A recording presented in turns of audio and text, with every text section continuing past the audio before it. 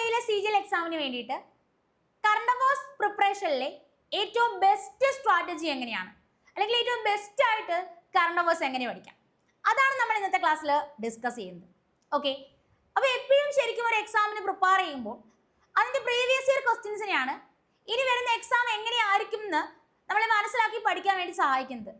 അപ്പോൾ അത്തരത്തിൽ തൊട്ട് മുന്നേ വർഷം നടന്ന CGL എക്സാം അനലൈസ് ചെയ്യുകയാണെങ്കിൽ അതായത് 2024 CGL എക്സാം അനലൈസ് ചെയ്യുകയാണെങ്കിൽ ടോട്ടൽ 36 ഷിഫ്റ്റുകളിലായിട്ടാണ് എക്സാം നടന്നത്. ഈ 36 ഷിഫ്റ്റുകളിൽ ടോട്ടൽ GKയുടെ ക്വസ്റ്റ്യൻസ് എന്ന് പറയുന്നത് 25 ക്വസ്റ്റ്യൻസ് വീതം ടോട്ടൽ 900 ക്വസ്റ്റ്യൻസ് ആണുള്ളത്.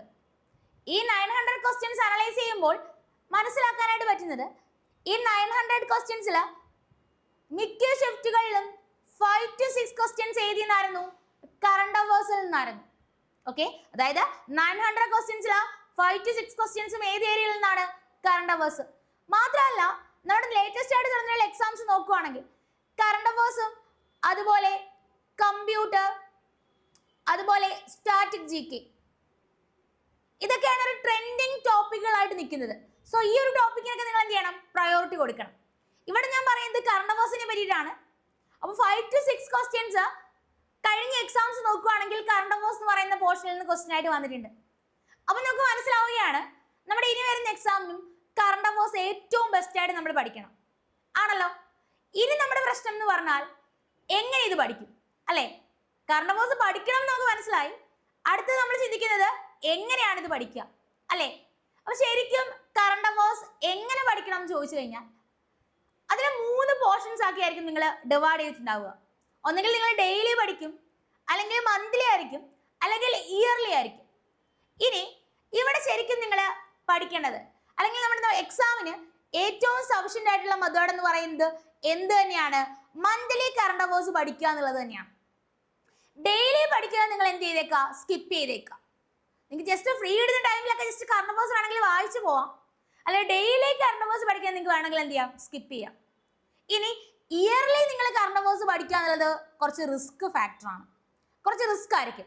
അതുകൊണ്ട് തന്നെ എക്സാം പോയിന്റ് ഓഫ് വ്യൂവിൽ നിങ്ങൾ പഠിക്കുന്നത് എങ്ങനെയാണ് പഠിക്കുക? മന്ത്ലി കറണ്ട് അഫയേഴ്സ് തന്നെ പഠിച്ചു കൊടുക്കുക. ഓരോ മാസത്തെയും കറണ്ട് അഫയേഴ്സ് പഠിച്ചു കൊടുക്കുക. ഓക്കെ, അപ്പോൾ കറണ്ട് അഫയേഴ്സ് പഠിക്കണമെന്ന് മനസ്സിലായി. ഇനി എങ്ങനെ പഠിക്കണം? ഓരോ മാസത്തെയും കറണ്ട് അഫയേഴ്സ് പഠിക്കണം. ഇനി നമുക്കുള്ളൊരു പ്രശ്നം എന്ന് പറഞ്ഞാൽ 2025 നമ്മൾ CGL എക്സാം എഴുതുമ്പോൾ എത്ര നാളത്തെ കറണ്ട് അഫയേഴ്സ് പഠിക്കണം, അല്ലേ? അപ്പോൾ എത്ര നാളത്തെ കറണ്ട് അഫയേഴ്സ് പഠിക്കണം എന്ന് ചോദിച്ചാൽ അതിനുത്തരം ഏറ്റവും ബെസ്റ്റ് ആയിട്ട് നിങ്ങൾ പ്രിപ്പയർ ചെയ്തിട്ട് പോകേണ്ടത് 2024 25 കറണ്ട് അഫയേഴ്സ് തന്നെയാണ് കേട്ടോ. ഏറ്റവും ബെസ്റ്റ് ആയിട്ട് പഠിക്കേണ്ടത് 2024 25 കറണ്ട് അഫയേഴ്സ് തന്നെയാണ്. അതിൽ തന്നെ 2025 കറണ്ട് അഫയേഴ്സിന് നല്ല പ്രയോറിറ്റി കൊടുക്കുക. 2024 കറണ്ട് അഫയേഴ്സ് നിങ്ങൾ ടോപ്പിക് വൈസ് പഠിക്കുക. 2024 2025 കറണ്ട് അഫയേഴ്സ് നിങ്ങൾ പഠിച്ചതിന് ശേഷം മാത്രം 2023 22 ഏറ്റവും ഇമ്പോർട്ടൻ്റ് ആയിട്ടുള്ള കറണ്ട് അഫയേഴ്സ് കൂടി നോക്കിയേക്കാം. കാരണം ഞാൻ ഈ 5 to 6 ക്വസ്റ്റ്യൻസ് കറണ്ട് അഫയേഴ്സ് ഞാൻ ചോദിച്ചു എന്ന് പറയുമ്പോൾ ചിലപ്പോൾ ഒരു 2 ക്വസ്റ്റ്യൻസ് ഒക്കെ 2023 22 ക്വസ്റ്റ്യൻസ് വന്നേക്കാം. ഓക്കെ, അപ്പോൾ അതുകൊണ്ട് തന്നെ നിങ്ങൾ ഏറ്റവും പ്രയോറിറ്റി കൊടുക്കേണ്ടത് 24 25 തന്നെയാണ്. അതിൻ്റെ കൂട്ടത്തിൽ ആ ഒരു 2 വർഷത്തെ കറണ്ട് അഫയേഴ്സ് കംപ്ലീറ്റ് ചെയ്തതിനു ശേഷം എന്ത് ചെയ്യുക? 2023 22 ഏറ്റവും ഇമ്പോർട്ടൻ്റ് ആയിട്ടുള്ള കറണ്ട് അഫയേഴ്സ് കൂടി നോക്കിയേക്കാം. ഓക്കെ, കറണ്ട് അഫയേഴ്സ് പഠിക്കണമെന്ന് മനസ്സിലായി. എങ്ങനെ പഠിക്കും? മന്ത്ലി കറണ്ട് അഫയേഴ്സ് ആയിരിക്കും പഠിക്കുന്നുണ്ടാവുക. ഏതൊക്കെ വർഷത്തെ ആദ്യം തീർക്കണം? 2024 25 കറണ്ട് അഫയേഴ്സ് ആദ്യം പഠിച്ച് തീർക്കണം. ഓക്കെ, ഇനി ഈ കറണ്ട് അഫയേഴ്സ് പഠിക്കുമ്പോൾ ഏതൊക്കെ ടോപ്പിക്കുകൾക്കാണ് പ്രയോറിറ്റി കൊടുക്കേണ്ടത്? അല്ലെങ്കിൽ കറണ്ട് അഫയേഴ്സിൽ ഒരുപാട് ടോപ്പിക്കുകൾ നമ്മൾ പഠിക്കാനുണ്ട്, അതെല്ലാം നമ്മൾ പഠിക്കണോ? അല്ലെങ്കിൽ അതിൽ തന്നെ ആദ്യം പ്രയോറിറ്റി കൊടുത്ത് പഠിക്കുന്ന ടോപ്പിക് ഏതാണ് നമ്മൾ അറിയണ്ടേ? അങ്ങനെ നോക്കുകയാണെങ്കിൽ ഉണ്ടല്ലോ, ഇവിടെ ഞാനൊരു 20 ടോപ്പിക്സിന്റെ ലിസ്റ്റ് കൊടുത്തിട്ടുണ്ട്. ഈ ലിസ്റ്റുമായിട്ട് റിലേറ്റ് ചെയ്തിട്ടുള്ള കറണ്ട് അഫയേഴ്സുകൾ പഠിച്ചിട്ടേ നിങ്ങൾ എക്സാമിന് പോകും. ഇതിൽ നിന്നൊക്കെ തന്നെയായിരിക്കും ഓൾമോസ്റ്റ് ക്വസ്റ്റ്യൻസ് ചോദിക്കുന്നുണ്ടാവുക. ഓക്കെ, അപ്പോൾ ടോപ്പിക്കുകൾ ഞാൻ പറയാം. ഇനി ടോപ്പിക്കുകൾ പറഞ്ഞതിന് ശേഷം ഓരോന്നിനും എങ്ങനെ കറണ്ട് അഫയേഴ്സ് പഠിക്കണം എന്ന് പറയാം. ഓക്കെ, ഓരോ ടോപ്പിക്ക് പറഞ്ഞതിന് ശേഷം ആ ടോപ്പിക്കിൽ നിന്ന് എങ്ങനെയാണ് കറണ്ട് അഫയേഴ്സ് പഠിക്കേണ്ടതെന്ന് പറയാം. ഓക്കെ, അപ്പോൾ ടോപ്പിക്സ് നോക്കുകയാണെങ്കിൽ എക്കണോമിക്സ് ആൻഡ് ബാങ്കിങ് CA പഠിക്കണം. അതായത് എന്തുകൊണ്ടാണ് ഈ ഒരു ടോപ്പിക് ഞാൻ ആദ്യം കൊടുത്തത്? എക്കണോമിക് ആൻഡ് ബാങ്കിങ് സി എന്ന് പറയുന്ന ടോപ്പിക് ആദ്യം കൊടുത്തത് നമ്മുടെ റീസെന്റ് നടക്കുന്ന എക്സാംസ് ഒക്കെ നോക്കുവാണെങ്കിൽ ബാങ്കിങ്ങുമായിട്ട് റിലേറ്റ് ചെയ്ത് എക്കണോമിക്സുമായിട്ട് റിലേറ്റ് ചെയ്ത് ധാരാളം ക്വസ്റ്റ്യൻസ് എക്സാമിന് ചോദിച്ച് കാണുന്നുണ്ട്. സോ ആ ഒരു ടോപ്പിക്കിനെ നിങ്ങൾ എന്തായാലും സ്കിപ്പ് ചെയ്യാതെ പ്രയോറിറ്റി കൊടുത്ത് തന്നെ എന്ത് ചെയ്യുക, പഠിക്കുക. ഓക്കെ, അതുപോലെ തന്നെ ഇമ്പോർട്ടൻ്റ് ആണ് സ്പോർട്സ്. സ്പോർട്സ് പഠിക്കുമ്പോൾ 2024 ഏറ്റവും ഇമ്പോർട്ടൻ്റ് ആയിട്ടുള്ള സ്പോർട്സുകൾ എല്ലാം പഠിക്കുക. അതുപോലെ തന്നെ നമ്മുടെ ലാസ്റ്റ് നടന്ന ഒളിമ്പിക്സ്, കോമൺവെൽത്ത് ഗെയിംസ് അങ്ങനത്തെ പോർഷൻസിനും പ്രയോറിറ്റി കൊടുക്കുക. അതുപോലെ തന്നെ ഉറപ്പായിട്ടും യൂണിയൻ ബജറ്റ് പഠിക്കണം. ഓരോന്നിനും അലോക്കേറ്റ് ചെയ്ത എമൗണ്ടുകളും പഠിച്ചിട്ട് എക്സാമിന് പോകും, ക്വസ്റ്റ്യൻസ് ഉണ്ടാവും. പിന്നീട് ഏറ്റവും ഇമ്പോർട്ടൻ്റ് ആയിട്ടുള്ള അപ്പോയിൻമെന്റ്സ് പഠിക്കുക. ഓക്കെ, ഈ അപ്പോയിൻമെന്റ്സ് പഠിക്കുമ്പോൾ ശ്രദ്ധിക്കേണ്ടത് മാറിപ്പോവരുത്. അതായത് ചിലപ്പോൾ മുന്നേ പഠിച്ചിട്ടുള്ള അപ്പോയിൻമെന്റ് മാറിയിട്ടുണ്ടാവും. അതുകൊണ്ട് അപ്പോയിൻമെന്റ്സ് നിങ്ങൾ പഠിക്കുമ്പോൾ ശ്രദ്ധിക്കേണ്ട കാര്യം എപ്പോഴും ലേറ്റസ്റ്റിൽ നിന്ന് പഠിക്കുക. ലേറ്റസ്റ്റ് അപ്പോയിൻമെന്റ് വന്നിട്ടുള്ള കറണ്ട് അഫയേഴ്സിൽ നിന്ന് ബാക്കിലോട്ട് പഠിക്കുന്ന സമയത്ത് പുതിയ അപ്പോയിൻമെന്റ് ചെയ്ത ആളെ നിങ്ങൾക്ക് അറിയായിരിക്കും. മുന്നേ അയാൾ മാറിയിട്ടുണ്ടെങ്കിൽ നമുക്കപ്പോൾ നോട്ട് ചെയ്ത് പഠിക്കാനായിട്ട് പറ്റും. അപ്പം അപ്പോയിൻമെന്റ്സ് പഠിക്കുമ്പോൾ എപ്പോഴും അപ്ഡേറ്റ് ചെയ്ത ഫാക്ടുകൾ മാത്രം എന്ത് ചെയ്യുക, പഠിക്കുക. ഓക്കെ, ഇനി അവാർഡ്സ് ആൻഡ് ഓണേഴ്സ്. ഈ അവാർഡ്സ് ആൻഡ് ഓണേഴ്സിൽ നിങ്ങൾ ഉറപ്പായിട്ടും ഈ 2025-24 ഭാരതരത്ന അവാർഡ്, അതുപോലെ പത്മ അവാർഡ്സ് പഠിക്കുമ്പോൾ പത്മ വിഭൂഷൺ കംപ്ലീറ്റ് ലഭിച്ച ആൾക്കാരുടെ പേര് കുറച്ച് ആളുകളല്ലേ ഉണ്ടാവും. അപ്പൊ ആളുകളുടെ പേര്, ഏത് സ്ട്രീമാണ്, അങ്ങനത്തെ കാര്യങ്ങളെല്ലാം പഠിക്കുക. ഇത് കൂടാതെ നമുക്ക് എക്സാം നോക്കുവാണെങ്കിൽ പത്മശ്രീ ലഭിച്ചവരെ വരെ എക്സാമിന് ക്വസ്റ്റ്യൻ ആയിട്ട് വരുന്നുണ്ട്. അവിടെ ഒരുപാട് ആൾക്കാരെ പഠിക്കണം. അതില് പത്മശ്രീയിൽ ആർട്സ് ആൻഡ് കൾച്ചർ ലഭിച്ചിട്ടുള്ള, അല്ലെങ്കിൽ പത്മശ്രീ ആർട്സ് ആൻഡ് കൾച്ചറിൽ, okay, Padmashri award arts and culture ലഭിച്ചിട്ടുള്ളവരുണ്ടല്ലോ, അതിൽ ലഭിച്ചിട്ടുള്ള ആൾക്കാർ അവരേത് പ്ലേസുമായിട്ട് റിലേറ്റ് ചെയ്യുന്നു, അങ്ങനത്തെ കാര്യങ്ങൾ നോക്കിയിട്ട് പോവുക. അവിടുന്ന് എക്സാമിന് ക്വസ്റ്റ്യൻസ് ഉണ്ടാവും. പിന്നീട് നോക്കേണ്ടത് ഏറ്റവും ഇമ്പോർട്ടൻ്റ് ആയിട്ടുള്ള ഇൻഡെക്സുകൾ. ഓരോ ഇൻഡെക്സിലും നമ്മുടെ റാങ്കുകൾ എത്ര വരുന്നു, ഓരോ ഇൻഡെക്സിലും ടോപ്പിൽ ആര് വന്നു, ഏറ്റവും ലാസ്റ്റ് പൊസിഷനിൽ ആരാണ്. അപ്പൊ അത്തരത്തിലുള്ള കാര്യങ്ങളൊക്കെ എന്ത് ചെയ്യുക, നോക്കിയിട്ട് പോവുക. ഇനി നമ്മുടെ സെൻട്രൽ ആൻഡ് സ്റ്റേറ്റ് സ്കീമുകൾ പഠിക്കണേ. സ്കീമുകൾ പഠിക്കുമ്പോൾ ഓരോ സ്കീമിനും അലോക്കേറ്റ് ചെയ്ത എമൗണ്ട് ഉൾപ്പെടെ പഠിക്കണം. ആ എമൗണ്ട് എക്സാമിന് ക്വസ്റ്റ്യൻ ആയിട്ട് ചോദിക്കും. വേരിയസ് മിലിറ്ററി ഓപ്പറേഷൻസ് പഠിക്കണം. അതുപോലെ മിലിറ്ററി എക്സസൈസും ആ ഒരു പോയിന്റിൽ പഠിച്ചു കൊടുക്കുക. നമ്മുടെ സയൻസ് ആൻഡ് ടെക്നോളജിയുമായിട്ട് റിലേറ്റ് ചെയ്ത കാര്യങ്ങൾ നോക്കുക. നമ്മുടെ ഇന്ത്യയിലും വേൾഡിലും ഒക്കെ ആദ്യമായിട്ട് വന്ന കാര്യങ്ങളുണ്ടല്ലോ, first in India and world. ഈ ഒരു വർഷങ്ങളിൽ നമ്മുടെ ഇന്ത്യയിലും അതുപോലെ തന്നെ വേൾഡിലും ആദ്യമായിട്ട് വന്ന കാര്യങ്ങൾ നോക്കണം. ഇമ്പോർട്ടൻ്റ് ആയിട്ടുള്ള സബ്മിറ്റുകൾ ഓരോ പ്ലേസിൽ, അല്ലെങ്കിൽ ഏതൊക്കെ പ്ലേസിൽ വെച്ചിട്ടാണ് അത് നടന്നത്, ആ ഒരു കാര്യം എന്ത് ചെയ്യണം, നോക്കണം. പിന്നീട് നമ്മുടെ എൻവയോൺമെന്റുമായിട്ട് റിലേറ്റ് ചെയ്തിട്ടുള്ള ഫാക്റ്റുകൾ പഠിക്കുക. അതുപോലെ സ്പേസിന്റെ വരുന്ന അപ്കമിങ് മിഷൻസ് എല്ലാം പഠിക്കണം. ആ ഒരു ടോപ്പിക്ക് നോക്കിയിട്ടേ പോവാവൂ. ഓക്കെ, ഇനി സ്പോർട്സ് നമ്മൾ പറഞ്ഞപ്പോണ്ടല്ലോ, ഇവിടെ ഉറപ്പായിട്ടും നോക്കേണ്ട കാര്യം എന്ന് പറയുന്നത് അപ്കമിങ് സ്പോർട്സ് ഇവന്റുകളാണ്. ഇനി വരാൻ പോകുന്ന സ്പോർട്സ് ഇവന്റുകളെ ഉറപ്പായിട്ടും നോക്കണം. അതിൽ നിന്ന് ക്വസ്റ്റ്യൻസ് വരും. ഓക്കെ, അപ്പൊ ഒരു ഏറ്റവും ഇമ്പോർട്ടൻ്റ് ആയിട്ട് നോക്കുന്ന ഒരു 13 ടോപ്പിക്കുകൾ ഞാൻ പറഞ്ഞു. ഇനി ഒരു 7 ടോപ്പിക്കുകൾ പറഞ്ഞു തരും. അതിനുശേഷം എങ്ങനെയാണ് പഠിക്കേണ്ടതെന്ന് നമുക്ക് നോക്കാം. ഓക്കെ, അടുത്ത ഒരു 7 ടോപ്പിക് എന്ന് പറയുന്നത് ഡിഫൻസുമായിട്ട് റിലേറ്റ് ചെയ്ത കാര്യങ്ങൾ പഠിക്കാം. 2024-25 വർഷങ്ങളിൽ നടന്ന പ്രൈം മിനിസ്റ്റർ ആൻഡ് പ്രസിഡന്റ് ഏറ്റവും ഇമ്പോർട്ടൻ്റ് ആയിട്ടുള്ള അപ്പോയിൻമെന്റ്സുകൾ പഠിക്കാം. അടുത്തത് ആർട്സ് ആൻഡ് കൾച്ചർ. ഈ ആർട്സ് ആൻഡ് കൾച്ചർ എന്നൊക്കെ പറഞ്ഞു വരുമ്പോൾ ഇപ്പൊ ഫോർ എക്സാമ്പിൾ നമ്മുടെ ലാസ്റ്റ് യുനെസ്കോ വേൾഡ് ഹെറിറ്റേജ് സൈറ്റിലോട്ട് ആഡ് ചെയ്തത് ചെറായിഡിയോ മൊയ്ഡാംസിനെയാണ്. അതൊക്കെ ഇപ്പൊ ലാസ്റ്റ് നടന്ന എക്സാമിന് ക്വസ്റ്റ്യൻ ആയിട്ട് വന്നിട്ടുണ്ടായിരുന്നു. അപ്പൊ അതുകൊണ്ട് ആർട്സ് ആൻഡ് കൾച്ചറുമായിട്ട് റിലേറ്റ് ചെയ്ത് അങ്ങനത്തെ കാര്യങ്ങളൊക്കെ നോക്കുക. പുതിയ പുതിയ ഫെസ്റ്റിവൽസ് ഒക്കെ എവിടെയെങ്കിലും വെച്ച് നടക്കുന്നുണ്ടെങ്കിൽ അതൊക്കെ ഒന്ന് നോക്കി എന്ത് ചെയ്യുക, പഠിക്കുക. അതുപോലെ റംസാർ സൈറ്റുകളുമായിട്ട് റിലേറ്റ് ചെയ്ത കാര്യങ്ങൾ നോക്കുക. പുതിയ CMM ഗവർണേഴ്സും ഒരു 1 to 2 ക്വസ്റ്റ്യൻസ് ഒക്കെ ഈ ഒരു പോർഷനിൽ നിന്ന് ചോദിക്കാനുള്ള സാധ്യതയുണ്ട്, അതും പഠിക്കാം. നമ്മുടെ ഇമ്പോർട്ടൻ്റ് ആയിട്ടുള്ള ഡേയ്സുകൾ മാത്രം പഠിച്ചാൽ പോരാ, അവയുടെ തീമുകളൂടെ നോട്ട് ചെയ്ത് വെക്കണം. ഓക്കെ, ദെൻ ലേറ്റസ്റ്റ് ആയിട്ട് റിലീസ് ചെയ്തിട്ടുള്ള ഇമ്പോർട്ടൻ്റ് ആയിട്ടുള്ള ആൾക്കാരുടെ ബുക്സ്, അത് റിലീസ് ചെയ്യുന്ന ആരാണെന്ന് കൂടി എന്ത് ചെയ്യുക, നോട്ട് ചെയ്ത് പഠിക്കും. അപ്പോൾ കറണ്ട് അഫയേഴ്സിൽ നമ്മുടെ CGL എക്സാമിന് ഈ ഒരു 20 ടോപ്പിക്കിനാണ് നിങ്ങൾ കൂടുതൽ പ്രയോറിറ്റി കൊടുക്കുക. ഈ ഒരു 20 ടോപ്പിക്കിൽ തന്നെയായിരിക്കും മാക്സിമം നമ്പർ ഓഫ് ക്വസ്റ്റ്യൻസ് ഉണ്ടാവുക. ഞാൻ ടോപ്പിക് 20 എന്ന് പറഞ്ഞപ്പോൾ ഭയങ്കര സിമ്പിൾ ആയി. ബട്ട് ഇതിന് ഓരോന്നും ഉള്ളില് സബായിട്ട് ഒരുപാട് കാര്യങ്ങൾ നമ്മൾ പഠിക്കേണ്ടതുണ്ട്. ഓക്കെ, കറണ്ട് അഫയേഴ്സ് പഠിക്കണമെന്ന് മനസ്സിലായി, മന്ത്ലി കറണ്ട് അഫയേഴ്സ് പഠിക്കണമെന്ന് മനസ്സിലായി. അതുപോലെ തന്നെ മന്ത്ലി കറണ്ട് അഫയേഴ്സ് പഠിക്കുമ്പോൾ ആദ്യം തീർക്കേണ്ടത് 2024-25 കറണ്ട് അഫയേഴ്സ് ആണെന്ന് മനസ്സിലായി.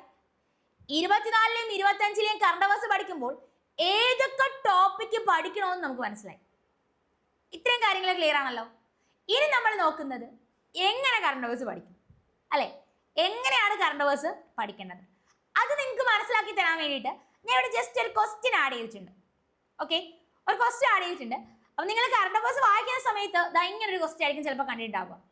രേഖ Gupta became the new chief minister of which state or union territory? ഏത് സ്റ്റേറ്റ് അല്ലെങ്കിൽ ഏത് യൂണിയൻ ടെറിട്ടറിയുടെ പുതിയ ചീഫ് മിനിസ്റ്റർ ആണ് രേഖ ഗുപ്ത? ഓക്കെ, അപ്പൊ അങ്ങനെ ക്വസ്റ്റ്യൻ കാണുമ്പോൾ നിങ്ങൾ പഠിച്ചു വെക്കും, രേഖ ഗുപ്ത എന്ന് പറയുന്ന ഡൽഹി, അല്ലെങ്കിൽ നമ്മൾ ന്യൂസിലൊക്കെ കാണുമ്പോൾ നമുക്കറിയാം ഡൽഹിയിലെ പുതിയ CM ആരാണെന്ന് നമുക്കറിയാം, രേഖ ഗുപ്തയാണെന്ന് അറിയാം. പക്ഷേ ഉണ്ടല്ലോ, എക്സാം പോയിന്റ് ഓഫ് വ്യൂവിൽ അങ്ങനെ പഠിച്ചാൽ മാർക്ക് സ്കോർ ചെയ്യാൻ പറ്റൂല. രേഖ ഗുപ്ത ഡൽഹിയിലെ പുതിയ CM ആയെന്ന് പറയുമ്പോൾ അവിടെ നിങ്ങൾ ഓർത്തോളുക, ഡൽഹിയുടെ എത്രാമത്തെ വുമൺ CM ആണ് രേഖ ഗുപ്ത? അറിയുക, ഡൽഹിയുടെ 4th വുമൺ CM ആണ് രേഖ ഗുപ്ത. ഓക്കെ, അതുപോലെ തന്നെ അറിയുക, രേഖ ഗുപ്ത ഏത് കോൺസ്റ്റിറ്റ്യുവൻസി ആണ്?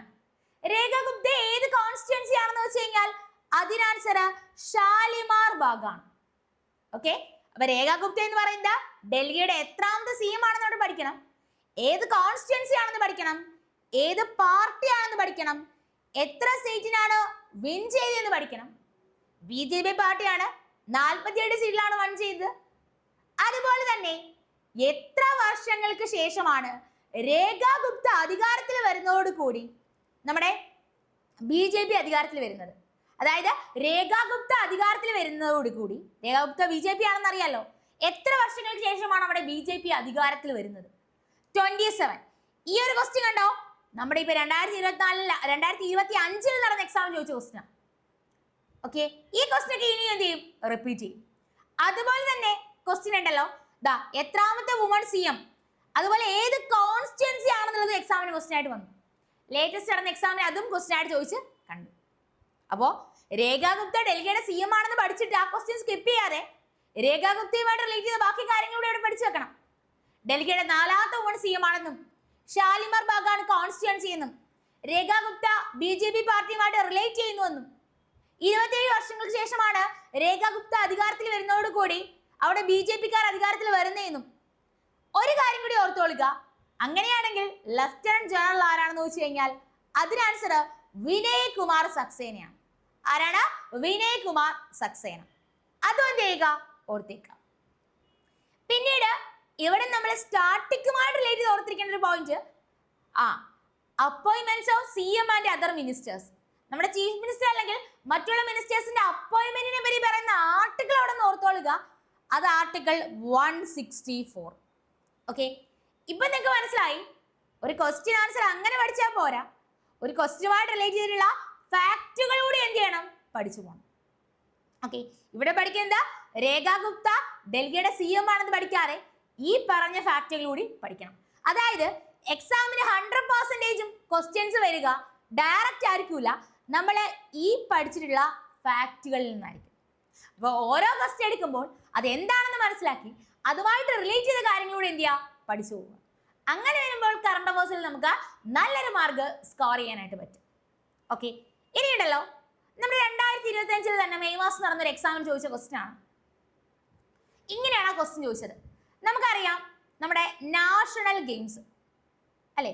അപ്പൊ ഈ നാഷണൽ ഗെയിംസ് ഒക്കെ നമ്മൾ പഠിക്കുമ്പോൾ നമ്മൾ പഠിക്കും നാഷണൽ ഗെയിംസ് 2025 നാഷണൽ ഗെയിംസ് നമ്മൾ ആദ്യം പഠിക്കുക എവിടെ വെച്ചിട്ടാണ് ഹോസ്റ്റ് ചെയ്തത്? അത് ഉത്തരാഖണ്ഡിൽ വെച്ചിട്ടായിരുന്നു. പിന്നീട് നമ്മൾ പഠിക്കുക ഈ നാഷണൽ ഗെയിംസിൽ ടോപ്പിൽ വന്നത് ആരാണ്, സെക്കൻഡ് പൊസിഷനിൽ ആരായിരുന്നു, ടോപ്പിൽ വന്നാക്കും സെക്കൻഡ് പൊസിഷനിൽ വന്നാക്കും ടോട്ടൽ എത്ര മെഡൽ ലഭിച്ചു, അതിൽ ഗോൾഡ് മെഡൽ എത്രയാണ്, സിൽവർ മെഡൽ എത്രയാണ്, ബ്രോൺസ് മെഡൽ എത്രയാണ്, അല്ലേ?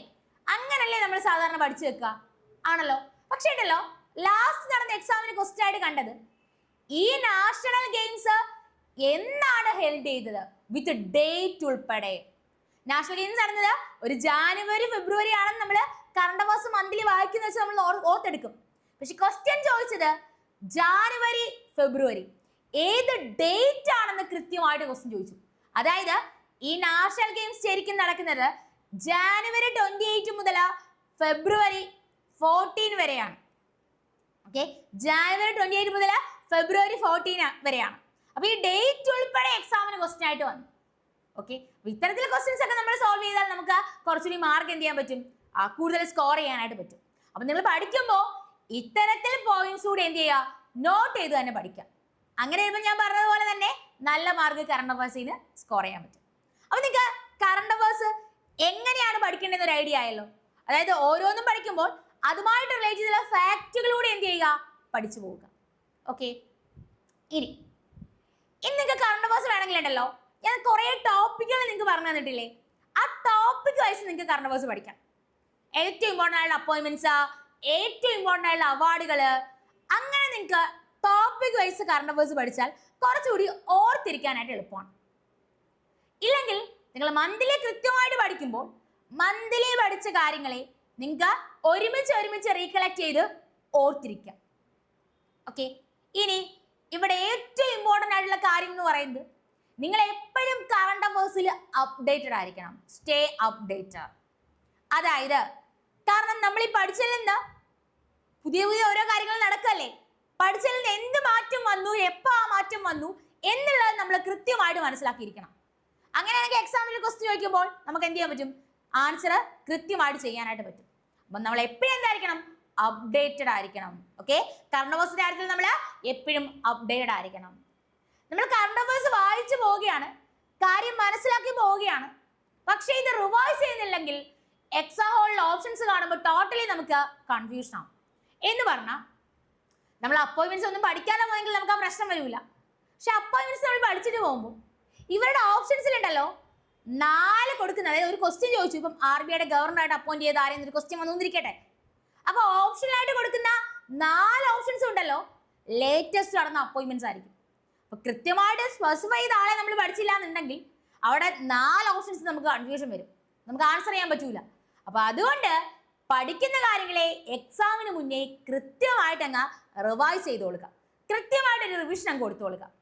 ഓക്കെ, അപ്പൊ നിങ്ങൾക്ക് ഈ കറണ്ട് അഫയേഴ്സ് പ്രിപ്പയർ ചെയ്യാൻ വേണ്ടിയിട്ട് മാക്സിമം ഓൺലൈൻ റിസോഴ്സസ് തന്നെ യൂസ് ചെയ്യുക. ഓക്കെ, മാക്സിമം ഓൺലൈൻ റിസോഴ്സസ് ഒക്കെ യൂസ് ചെയ്ത് മോക്ക് ഫോമിലൊക്കെ അവൈലബിൾ ആണ്. അപ്പൊ ആ മോക്കൊക്കെ നിങ്ങൾ എന്ത് ചെയ്യുക, ചെയ്ത് നോക്കാം. ഓക്കെ, പിന്നെ മറക്കാതെ ഓർക്കേണ്ട ഒരു പോയിന്റ് എന്ന് പറഞ്ഞാൽ ഞാൻ കുറച്ച് കീ ഏരിയാസ് നിങ്ങൾക്ക് പറഞ്ഞു തന്നിട്ടുണ്ട്. ആ കീ ഏരിയാസ് തന്നെ എന്ത് ചെയ്യണം, ഫോക്കസ് ചെയ്യണം. അതായത് ആ കീ ഏരിയാസ് ഫോക്കസ് ചെയ്ത് ആ ഒരു ഏരിയ ടോട്ടലി കംപ്ലീറ്റ് ചെയ്തതിനു ശേഷം മാത്രമേ നിങ്ങൾ മറ്റു ടോപ്പിക്കുകളിലേക്ക് പോകാവൂ.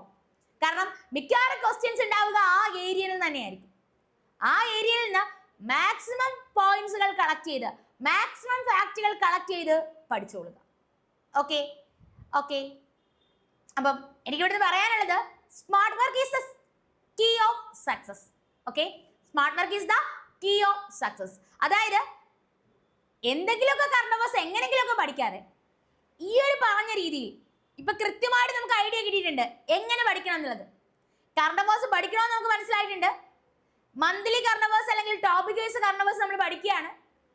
ആദ്യം നമ്മുടെ ടാർഗറ്റ് എന്ന് പറയുന്നത് 2024-ലും 2025-ലെയും കറണ്ട് അഫയേഴ്സ് പഠിക്കുക എന്നുള്ളതാണ്.